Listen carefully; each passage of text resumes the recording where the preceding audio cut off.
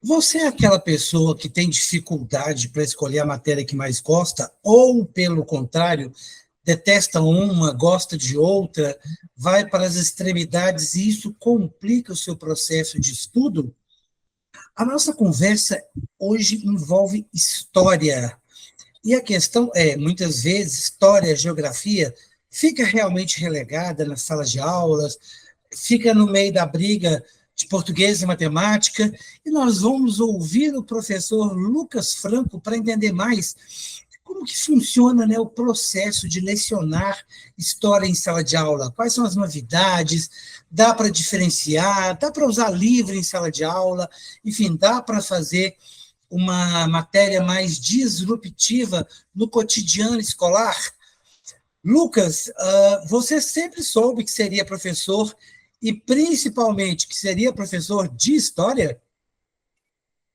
Bom, agradeço primeiramente a oportunidade da conversa. Essa questão de ser professor, ela começou como brincadeira de criança, né? Eu me lembro que eu tinha uma vizinha muito bonita que gostava de fazer brincadeiras assim de casinha, e ela gostava de ser professora. E a gente eu e os meus irmãos, nós éramos os alunos dela. Então assim, a gente tinha essas brincadeiras quando a gente era criança. E quando eu ia visitar a minha avó paterna, a minha avó, ela era professora. Então, assim, ela foi, inclusive, uma das primeiras professoras de escolas rurais do Brasil, ali na região do estado do Espírito Santo. E todas as minhas tias, por parte de pai, se tornaram professoras, porém de matemática. Então, eu sou a ovelha negra ali, né, um termo antigo, a ovelha negra da família, porque eu acabei enveredando pela história em vez de ir pelas exatas. Mas, assim, não é algo que eu ambicionava desde pequeno, não, acabou vindo naturalmente. E quando você foi escolher ali, né, estava no ensino médio, o antigo segundo grau, quer dizer, vou ser professor, e você já tinha essa convicção, esse interesse para a história, isso já vinha lá do ensino fundamental, essa sua vontade, esse gostar de história? O que acontece? Eu tive um professor de história, professor Elmindo, no colégio Padre Eustáquio. Inclusive, depois ele acabou indo para o lado do direito, hoje ele é um advogado, também fiquei sabendo disso muito tempo depois. Mas esse professor, ele não fazia nada de diferente nas aulas. Ele não tinha nada assim de... É porque os recursos tecnológicos, nos anos 90, era quadro e giz, não tinha mais nada. Porém, ele tinha um jeito de contar a história que era especial. Então, ele se colocava ali naquilo que ele ensinava, como se ele fosse o país conversando com outro país, o país fosse uma pessoa. Então, eu gostava da maneira assim, gostosa e leve como ele transmitia o conhecimento. E teve um outro aspecto, eu sempre o encontrava na biblioteca. A biblioteca da escola tinha uns gabinetes e eu sempre o via ali com um livro, lendo, estudando muito. E era o único professor que eu via nessa situação. Eu fiquei pensando, fiquei com aquilo na cabeça. Esse cara é um exemplo, esse cara é uma referência. E acabou me servindo desde o 8º ano do ensino fundamental, anos finais, como uma referência de, poxa, deve ser legal fazer história, né? Ele era professor de história, eu quero seguir para esse caminho também. E aí eu tive um primo mais velho, que acabou naquela época também se formando em história. Aí eu pensei, cara, eu quero fazer isso. E aí vieram outras situações que me inspiraram também, como trabalhos de campo para Ouro Preto. Teve uma viagem de família que a gente fez para Cabo Frio, a gente visitou Petrópolis, e aquilo ali foi o momento assim, chave para mim. Foi quando eu realmente decidi, poxa, história é uma matéria legal, é uma área legal, e eu quero fazer isso, eu quero ser um professor de história. Hoje, em sala de aula, você consegue perceber, eu brinquei no início da nossa conversa, essa questão de, né, os alunos gostam mais, quem gosta de, história, de português não gosta de matemática e vice-versa, e muitas vezes a história e a geografia fica muito relegada na preferência dos estudantes, né? Você vê isso ainda hoje, né, pelo fato de você ter a oportunidade de dar aula na rede pública, na rede privada, como é que você percebe esse processo hoje? O que acontece? As escolas elas têm algumas avaliações externas, né?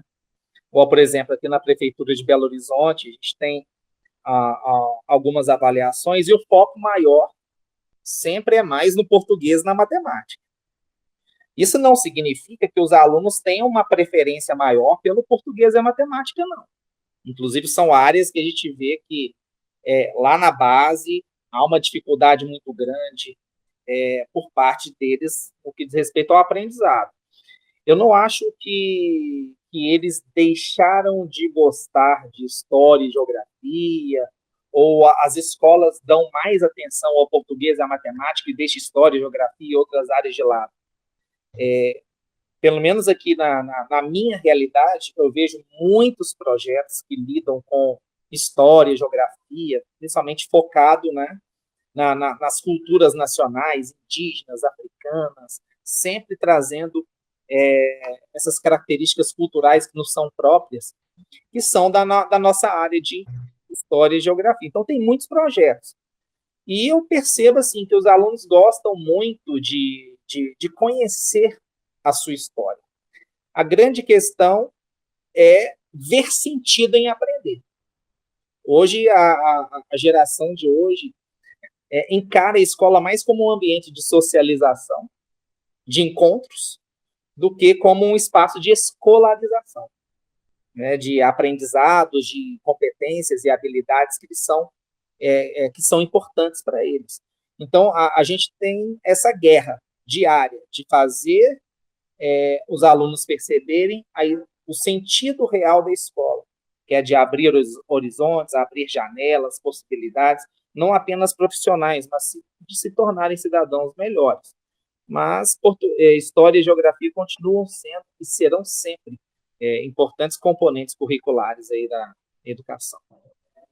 Lucas, como que você, né, enquanto professor de história, faz, né, para fugir dessa questão de decoreba, datas, locais, né, fatos históricos do ponto de vista de ter que ter aquilo de cabeça? Quer dizer, como que, né, a gente traz a história para a vida do estudante para fazer de uma forma diferente e até para tornar mais atrativa, né, para que exista mais prazer nesse processo do aprendizado? Eu acredito muito que você precisa ser um bom contador de histórias.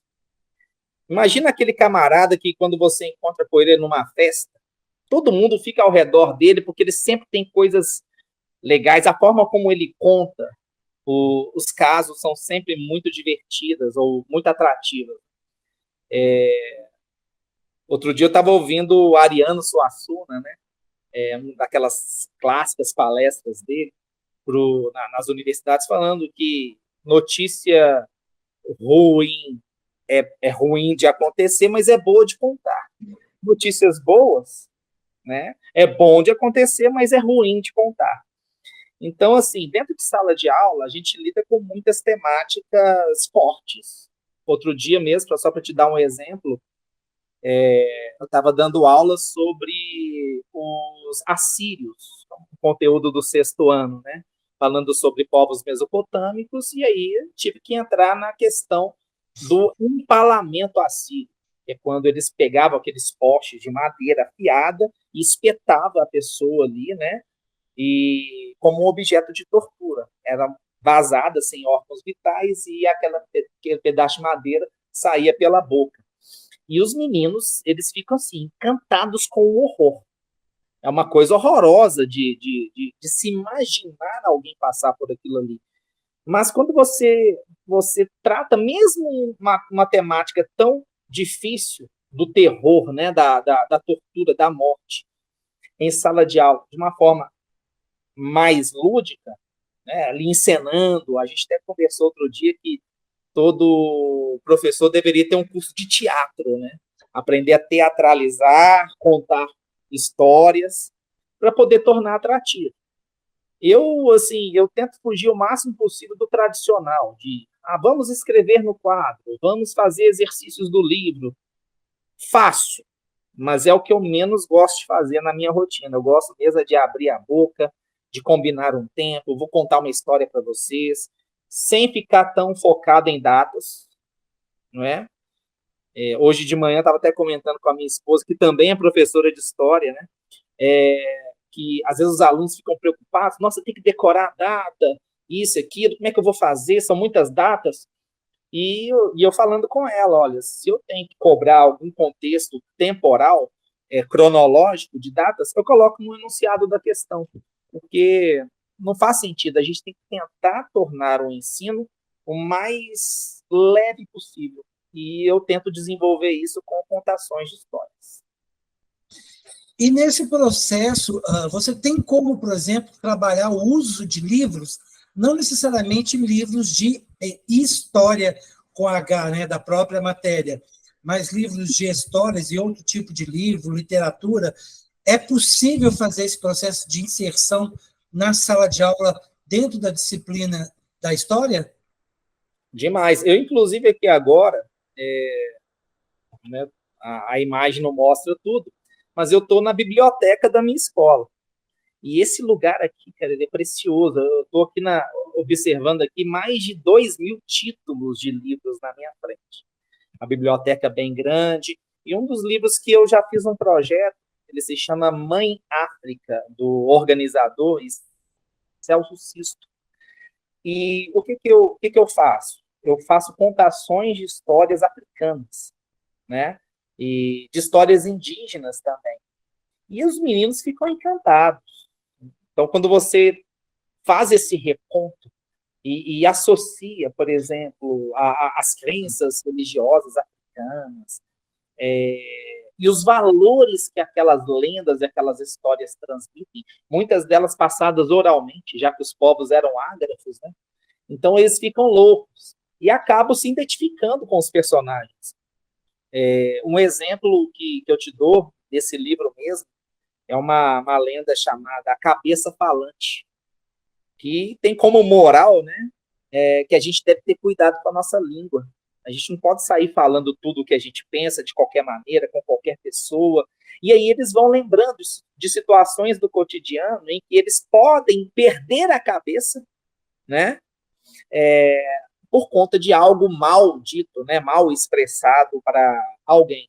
Então, essas histórias que são de povos da África subsaariana, da África do Norte, né, e de outras partes do continente, elas estão totalmente vinculadas aos conteúdos programáticos aí da BNCC, né, que é a Base Nacional Curricular Comum, e eu gosto muito de trabalhar essa literatura. Sair do livro didático, pegar esses livros literários, né, e tornar as aulas mais leves, mais dinâmicas. Você vê mudanças do ponto de vista de aprender né, o conhecimento, de, enfim, assumir esse processo do conhecimento entre alunos da rede pública e privada? Olha, pergunta difícil, né? Porque eu já trabalhei em várias escolas privadas, escolas consideradas de bairro mais de elite, né? Aqui em Belo Horizonte, ali na região central, trabalhei em escolas de bairros diferentes. Os públicos são diferentes. Você vê que em algumas escolas há um incentivo maior, tanto de estrutura, né, de disponibilidade de materialidades para eles poderem ter acesso, quanto de incentivo de projetos, né? Eu tive isso numa escola lá no centro, mas em outras escolas você vê que há um desinteresse muito grande, as escolas muito focadas só em ficar dentro de sala de aula e pouco incentivo à leitura. Mas, assim, aqui na minha escola pública, onde eu trabalho, aqui na região da Pampulha, eu faço muito trabalho com literatura, tanto em sala quanto na biblioteca. Inclusive, tem um projeto que a gente vai fazer agora no mês de setembro, chamado Semana do Livro Aberto, em que a gente trabalha aí, né, exposições, de trabalhos feitos a partir de cirandas literárias, de rodas, né, de contações de histórias que a gente desenvolve em sala de aula. Mas essa é uma vantagem da escola pública, porque ela me permite uma maior liberdade de trabalho, muitas vezes que a escola privada nem sempre te dá essa possibilidade, porque fica muito focado em burocracias, em uma rotina mais engessada. A escola pública ela me dá maior flexibilidade. Então, esse é um ponto que eu vejo positivo. Porém, acho que é um desejo de todos, é algo que eu sinto que eles são carentes de leitura, né? E desejosos, ao mesmo tempo, de ter acesso a uma materialidade que seja bonita, que seja interessante. E eu tento incentivá-los da melhor forma possível nesse sentido. Você falou do ponto de vista das escolas, né? E do ponto de vista do estudante, você vê diferença? Toda vez que eu faço uma contação de história, eu levo um livro, igual semana passada eu trabalhei um livro de contos indígenas brasileiros, do Daniel Munduruku, não sei se você já conhece esse autor, um dos autores indígenas mais importantes do Brasil, né? E eles ficam loucos. Eu contei a história do roubo do fogo, né? Do grande herói Tupi-Guarani, Yanderequeri. Aí contei a história de que ele passou a resina no corpo para tentar roubar o fogo dos urubus, e fui tentando fazer encenações. Essa mesma história eu contei tanto na escola particular que eu trabalho, quanto na escola pública. E eu vejo os olhinhos dos alunos ali super interessados, eles amam ouvir história. Se você se propor a ser um bom contador de histórias, por que ele não vai te ouvir? Então, essa sede, ela é muito grande. Porque, no final das contas, o Admilson, são todos crianças e adolescentes com vontade de aprender, né? Então, nos dois casos. Nos dois casos.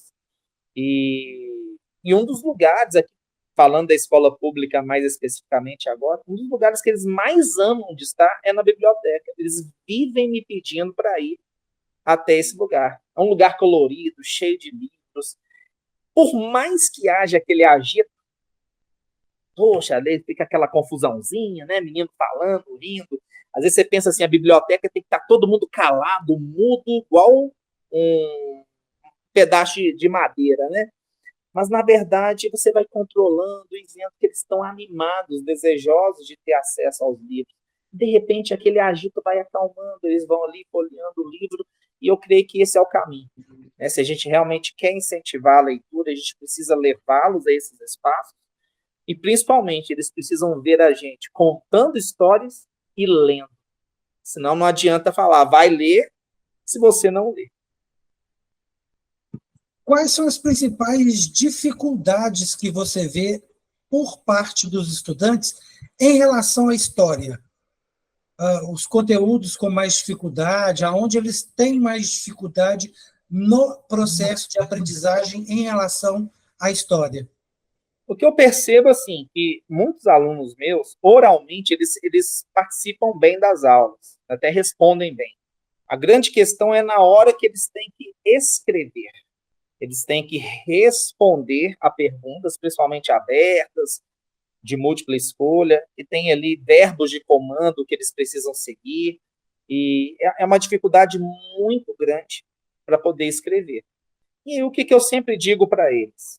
Gente, isso é uma questão de vocabulário. Como é que o vocabulário vem? Como é que você vai ter luzes para poder escrever as ideias que estão na sua cabeça, mas que você não sabe pôr no papel? Eu sempre falo isso. Eu sei, mas eu não consigo pôr no papel. É tendo vocabulário. Como é que você vai ter vocabulário? Se você se dispor a pegar um livro, como esse aqui, né, que está aqui pertinho de mim, pegar um livro e ler. Então, o caminho é esse, né? Se dispor a aumentar esse seu vocabulário por meio da leitura. Uma coisa assim, que eu percebo na história é que eles estão muito focados em decorar. Eles querem decorar para poder fazer uma prova. E o que eu digo para eles? Olha, vocês, claro, eu quero que vocês tirem nota boa numa prova. mas eu preciso que vocês aprendam efetivamente, vejam sentido, né, nisso que eu estou te explicando. Eu passei um filme essa semana pro nono ano, que não sei se você já viu, aquele filme A Onda. Só que aquele antigo, de 1981, né, que acho que todo mundo na escola já viu em algum momento. E a gente fala sobre liberdade de expressão, né? E a gente conversando sobre isso, como é importante a gente viver num país em que você tem a liberdade de se expressar, de crer, né?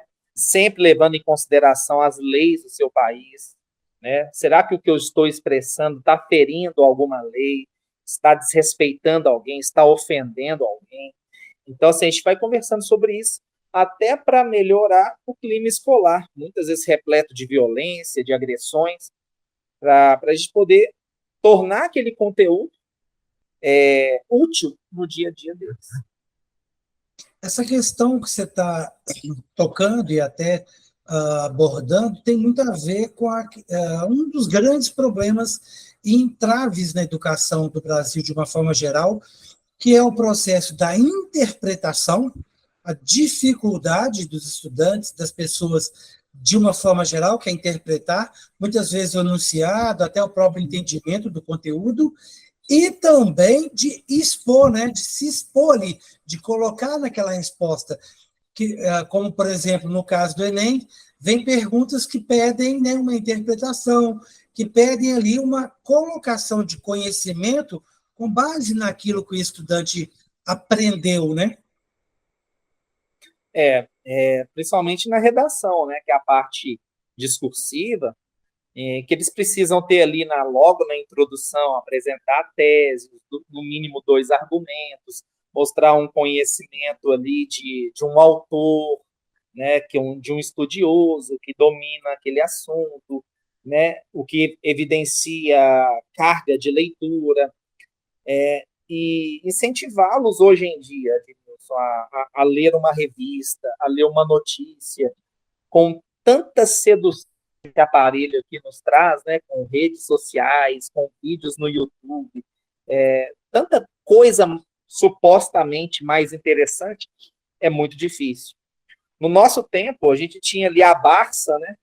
A gente tinha ali uma revista, o jornal, vamos fazer pesquisa, era isso, era jornal, revista, a Barça, quem tinha Barça era rico, né? Era poderoso.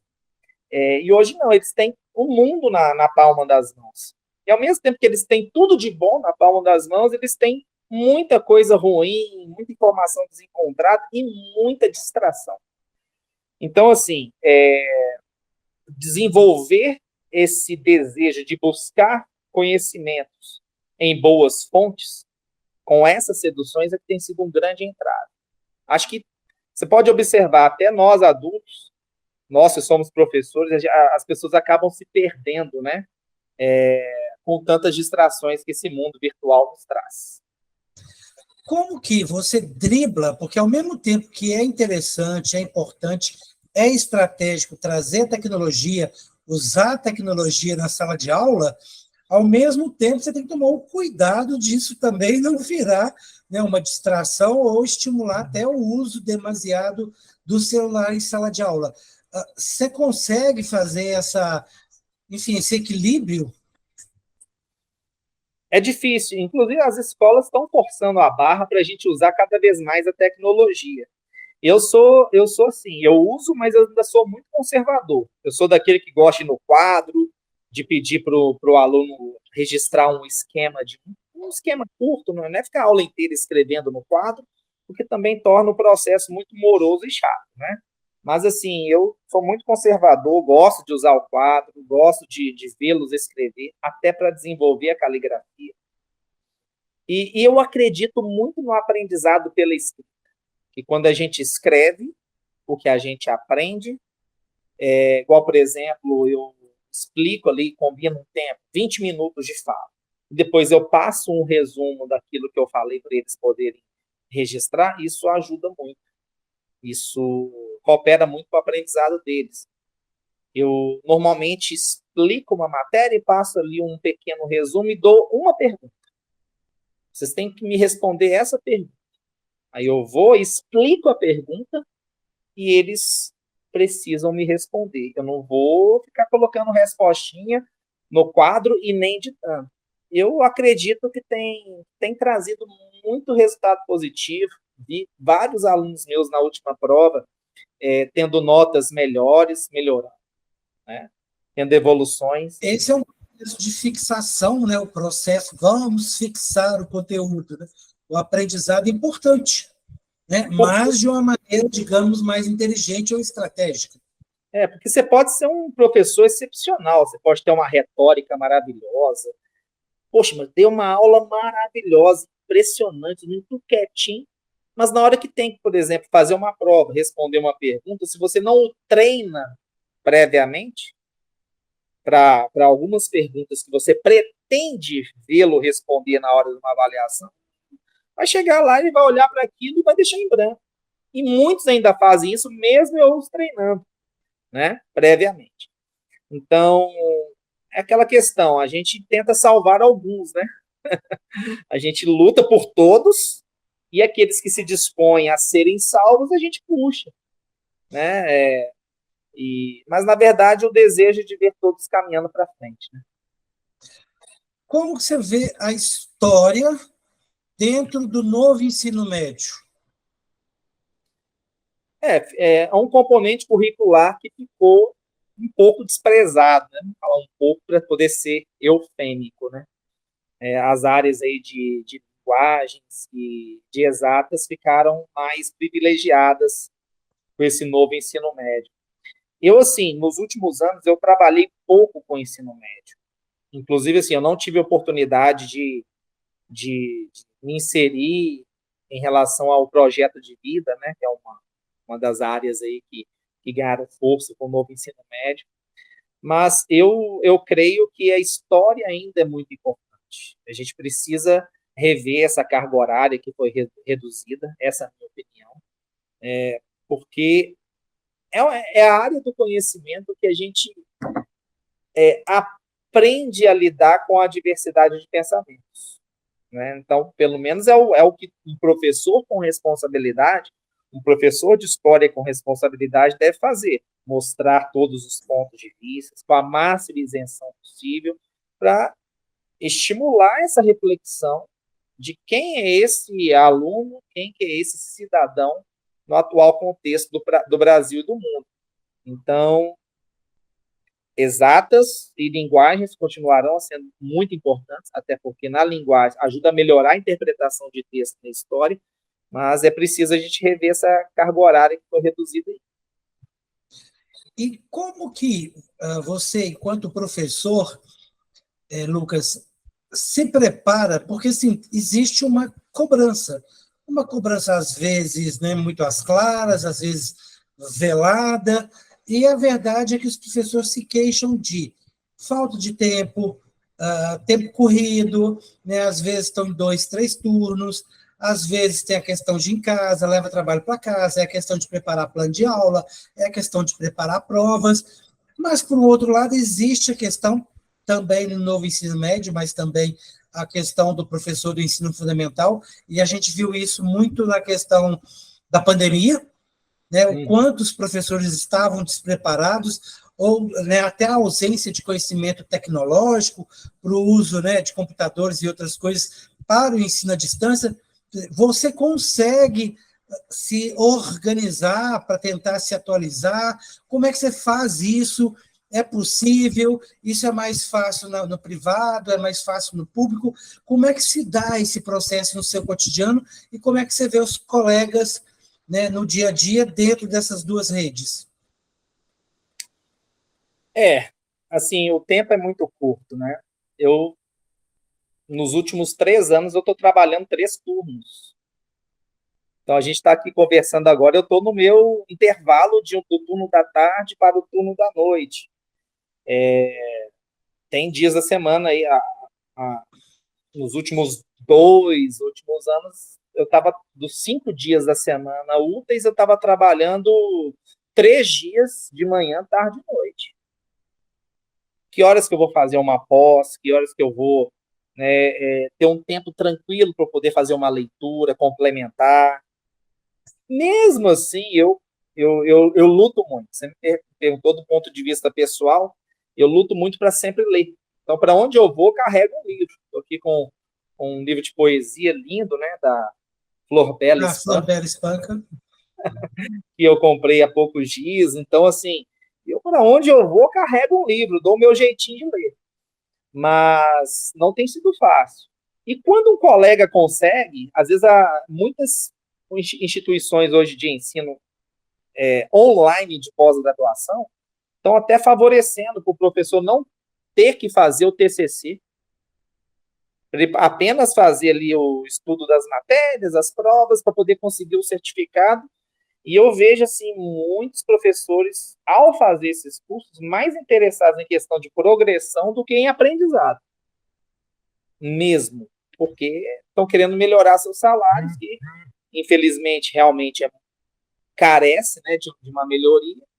É uma profissão que ainda é muito desvalorizada perante toda a responsabilidade que tem na formação do cidadão brasileiro, né? Mas, assim, se a gente der um jeitinho, tiver interesse, a gente sempre arruma um jeito de aprender, né?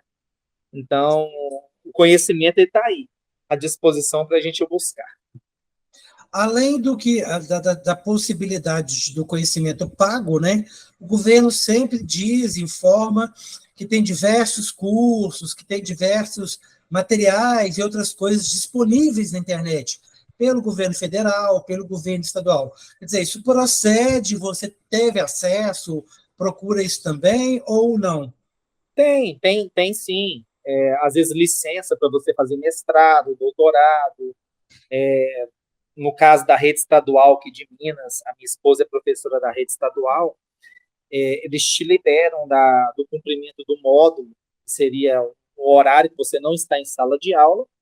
Então, se você fizer um curso que é oferecido pela rede, você não precisa cumprir esse módulo.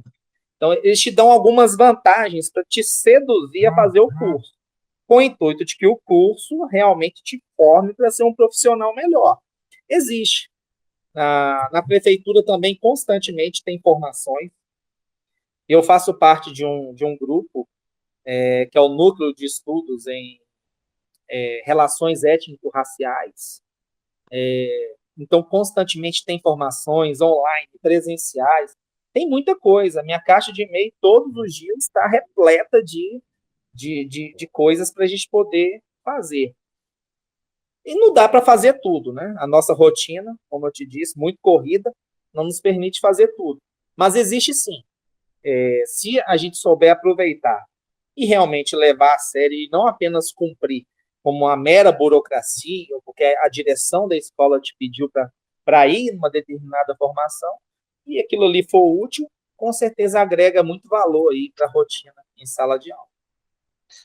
Para a gente fechar essa conversa sobre história, quais são as dicas, né, que você, como professor de história, daria para os estudantes conseguirem ter um aprendizado melhor em história? E, dentro desse conhecimento seu, as dicas para os pais? Uhum. Bom, eu acredito muito no professor que entra em sala de aula realmente com aquela vontade, apesar do cansaço, apesar da desvalorização, mas que ele entra ali convicto de que não quer sair daquela sala sem deixar uma semente plantada naqueles corações. Eu acredito, não estou falando aqui de forma romântica, não, estou falando de forma bem prática. A gente precisa acreditar que cada pessoa que está ali tem um potencial muito grande para aprender. E a gente tem que fazer a nossa parte. Se aquela semente vai realmente encontrar um solo propício para o crescimento, vai depender muito de quem recebe a semente também, né? Mas, assim, se organizar, se planejar, chegar preparado, saber do que você está falando, preparar atividades que estejam ao alcance cognitivo de cada faixa etária naquele momento.